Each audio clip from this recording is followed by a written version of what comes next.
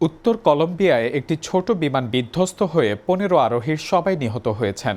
দেশটির রাষ্ট্রায়ত্ত বিমান সংস্থা সাটেনা এক বিবৃতিতে জানিয়েছে, তাদের বিচক্রাফট 1900 মডেলের উড়োজাহাজটি মারাত্মক দুর্ঘটনার শিকার হয়। সংবাদ মাধ্যম বিবিসির বরাতে জানা যায়, দুর্গম পাহাড়ি এলাকায় উড়োজাহাজটি ধ্বংসাবশেষ শনাক্ত করা হয়েছে। তবে দুর্ঘটনার কারণ ও বিস্তারিত পরিস্থিতি তাৎক্ষণিকভাবে জানা যায়নি।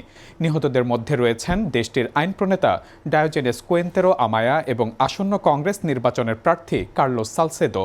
দেশটির বিমান সংস্থা সাটেনা জানায়, বুধবার স্থানীয় সময় দুপুর ১২টা ৫ মিনিটে ভেনেজুয়েলা সীমান্তবর্তী ওকানিয়া শহরে অবতরণের কথা ছিল ফ্লাইটটির। তবে অবতরণের ১১ মিনিট আগে ককপিটের সঙ্গে যোগাযোগ বিচ্ছিন্ন হয়ে যায়।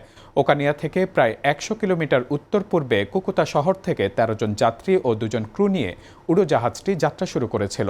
দুর্ঘটনার পরপরই পাহাড়ি এলাকায় তল্লাশি অভিযান শুরু করা হয় এবং যাত্রীদের স্বজনদের জন্য একটি হটলাইন চালু করা হয়। তল্লাশি অভিযানে কলম্বিয়ার সশস্ত্র বাহিনীও সহায়তা করছে। বিমানটি যে এলাকায় নিখোঁজ হয় সেখানে ইএলএন গেরিলা গোষ্ঠীর প্রভাব রয়েছে।